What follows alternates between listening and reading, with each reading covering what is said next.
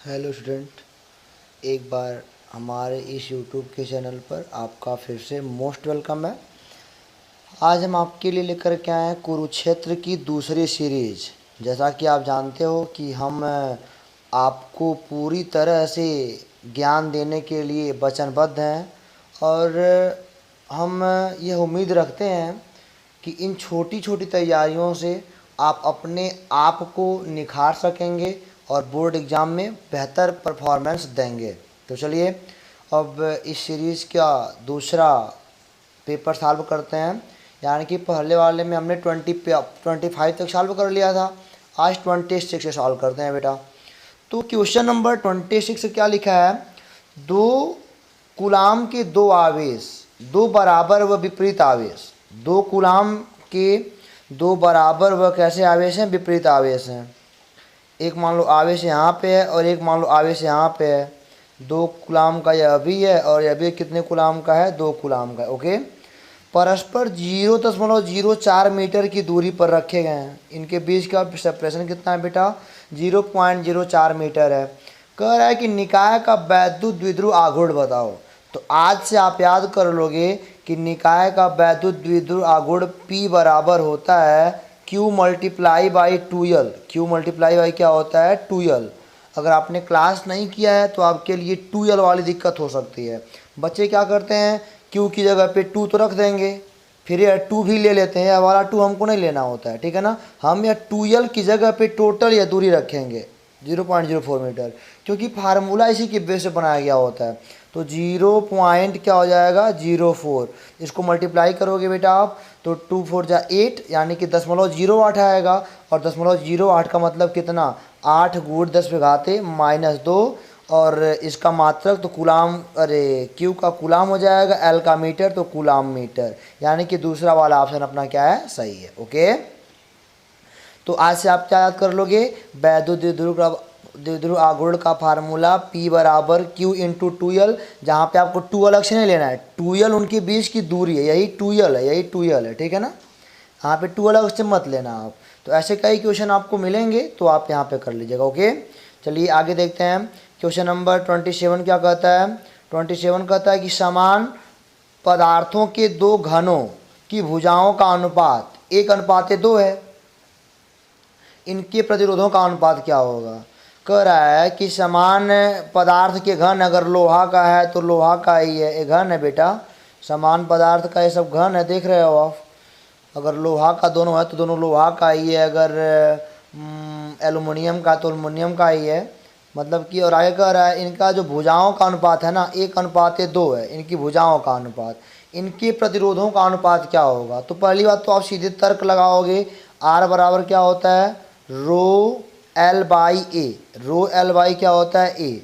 आप जानते हो जो रेजिस्टेंस होता है एरिया के क्या होता है, रेसिप्रोकल होता है। यानी कि एरिया कम होगा तो रेजिस्टेंस क्या होगा, ज़्यादा होगा।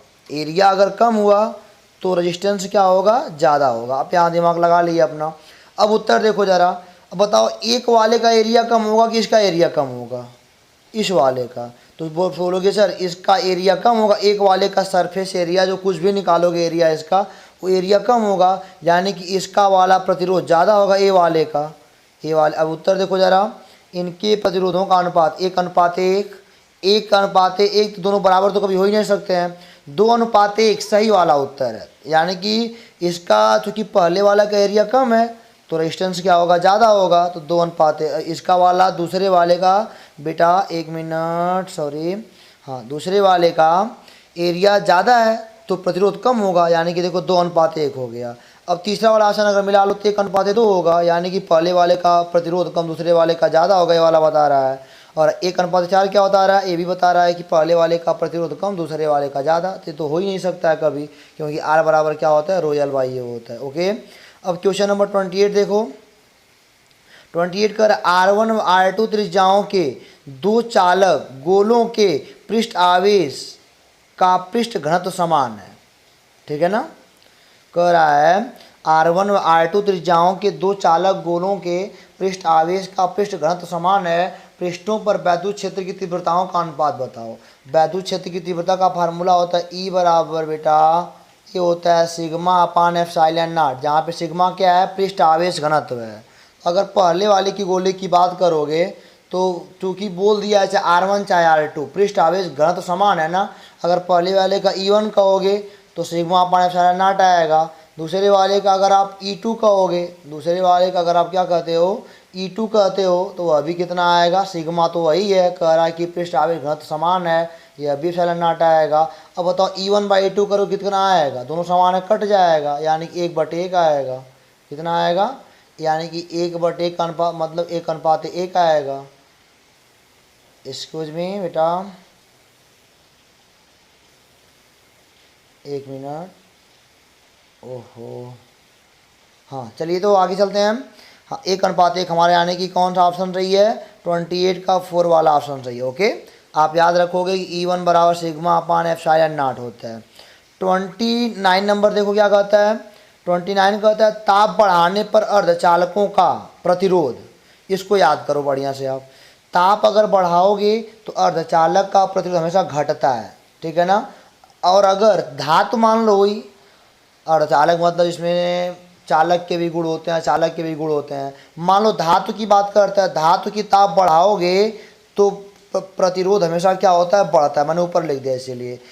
तो यहाँ पे अगर अर्धचालक है, ताप बढ़ाओगे तो प्रतिरोध घटेगा, अगर धातु है ताप बढ़ाओगे तो प्रतिरोध क्या होगा, बढ़ेगा, ठीक है ना। ये बात आप याद रखिएगा, चाहे धातु के लिए बात करेगा चाहे अर्धचालक के लिए बात करेगा, हो जाएगा। ओके, अब यहाँ पे अगला है आपका, दो चुंबकीय बल रेखाएं एक दूसरे को काटती हैं।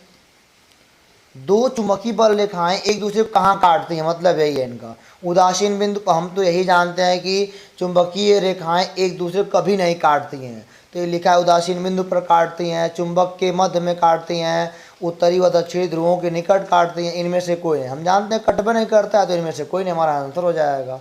ओके, तो अब आगे चला जाए, यानी कि बेटा क्वेश्चन नंबर 31। अगर 31 की बात हम करें तो चलो देखते हैं, किसी प्रत्यावर्ती धारा में, किसी प्रत्यावर्ती धारा परिपथ में वोल्टेज V व धारा I हो तो शक्ति क्षय होगा। तो बेटा यहाँ पे आपके लिए जाना जरूरी है, अगर मान लो DC लगाओ, डायरेक्ट करंट लगाओ, तो P बराबर क्या होता है, VI होता है। बट यहाँ पे अल्टरनेटिंग करंट लगा है, अल्टरनेटिंग करंट का मतलब क्या होता है, P बराबर देखो मैंने लिखा है VRMS, देखो ये वाला line, VRMS into IRMS cos phi. VRMS IRMS तो अगर कांस्टेंट हो भी गए तो कास फाई पे डिपेंड करता है, फाई को कलांतर कहते हैं, ठीक है ना, उसे कला बोला गया है। तो चौथा वाला ऑप्शन हो जाएगा हमारा, V और I के बीच कला कोण पर निर्भर करता है। तो कभी प्रत्यावर्ती का मान आएगा तो आप फाई को देखना, यानी कास के साथ जो एंगल लगा उसको देखना, उसी के ऊपर डिपेंड करता है, ठीक है ना। तो चलो अब यहाँ पे आप बेटा क्वेश्चन नंबरिंग गलती हो गई है, चलिए कोई बात नहीं है। अगला लिखा है सवाल आपका, 1 मीटर का प्रत्यावर्ती परिपथ में पाठ्यांक 4 एम्पियर है। प्रत्यावर्ती परिपथ में पाठ्यांक कितना है, 4 एम्पियर है। परिपथ में धारा का शिखर मान, धारा का शिखर मान अगर कोई आपसे पूछ रहा है तो पहली बात तो आप जानो I बराबर क्या होता है, I0/√2 होता है, ठीक है ना, अगर प्रत्यावर्ती करंट है तब। और अगर प्रत्यावर्ती वोल्टेज है तो V बराबर क्या होता है, V0/√2 होता है। मैं छोटी छोटी बातें आपको अक्सर बता दे रहे हैं ताकि आप कोई गलती ना करो कहीं जीवन में। यहाँ पे I0 चाहे V0, यह शिखर धारा है I0 और V0 का शिखर वोल्टेज है।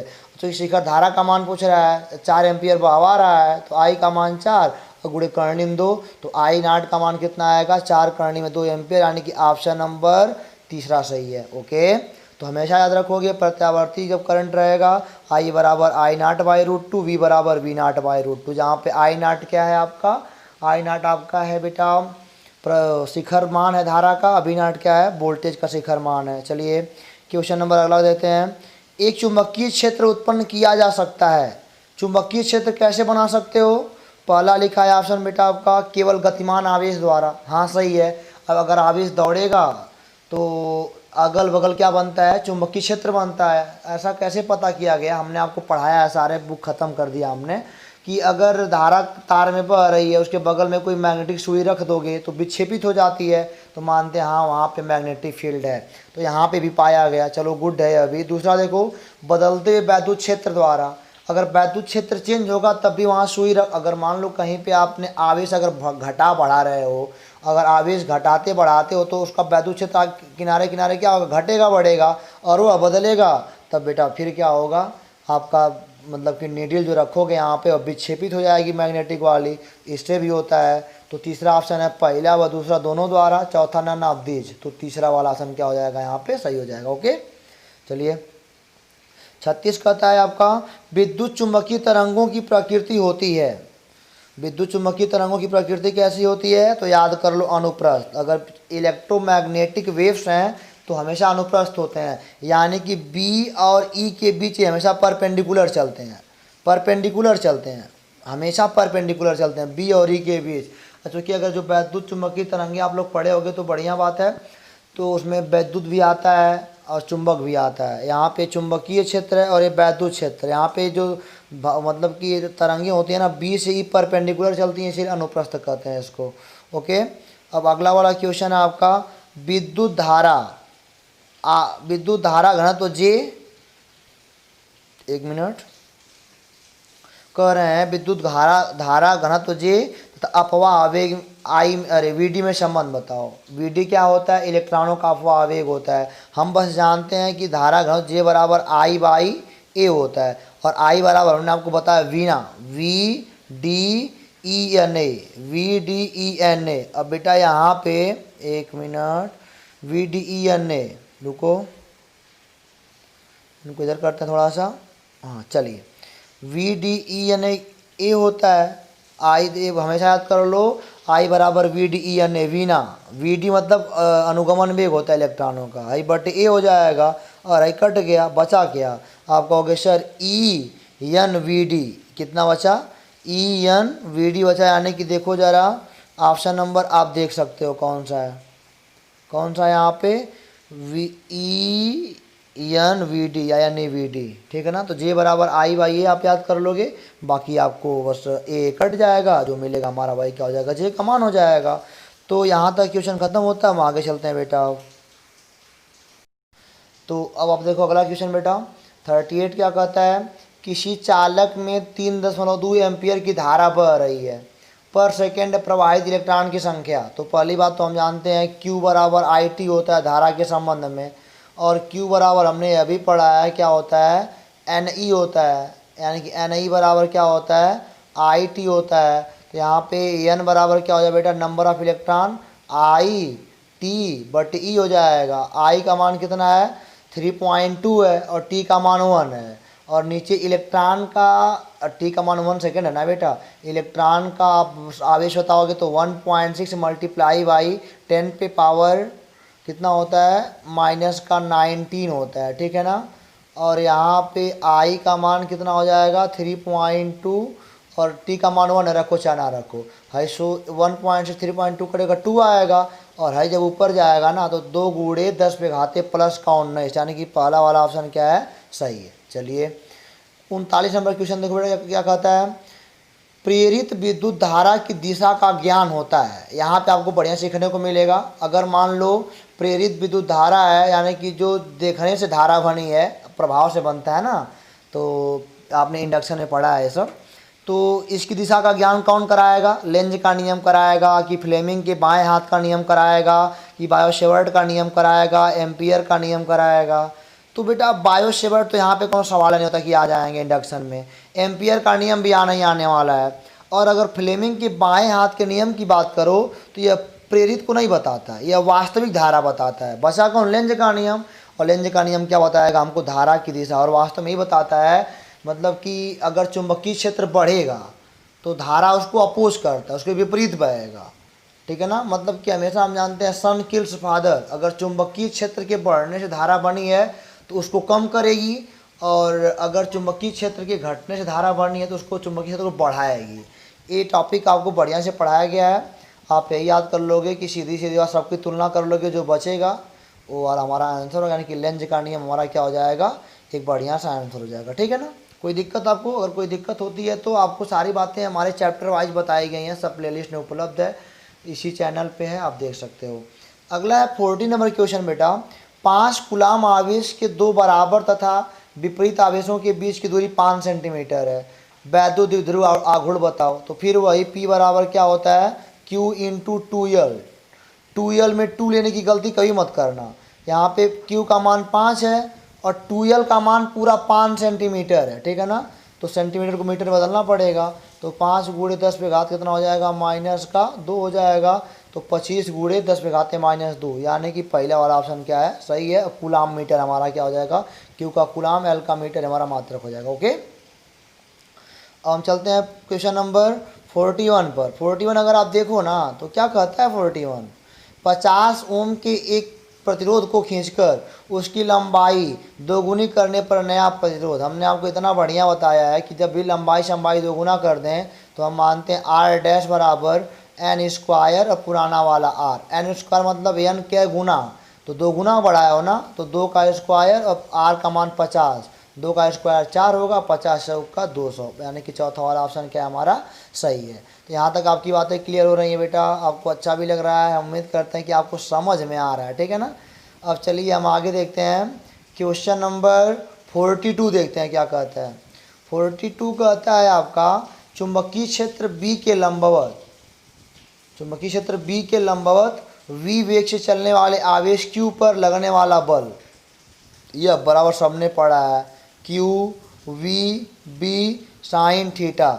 जहाँ पे थीटा क्या होता है बेटा, आप जानते हो थीटा होता है V और B के बीच का एंगल होता है, परपेंडिकुलर 90 कर दिया है तो साइन 90 का मान 1 होता है, तो क्या हो जाएगा, सीधे Q V B हो जाएगा, यानी कि पहला वाला ऑप्शन क्या है, सही है। ओके, अगला देखो क्या कहता है, 3 बराबर धारिता वाले संधारित्रों को पहले समांतर क्रम में, संधारित्र जानते हो ना क्या होता है, कैपेसिटर होता है बेटा, इस टाइप का होता है, ऐसे 3 ठो हैं, पहले इनको समांतर क्रम में जोड़ा गया है।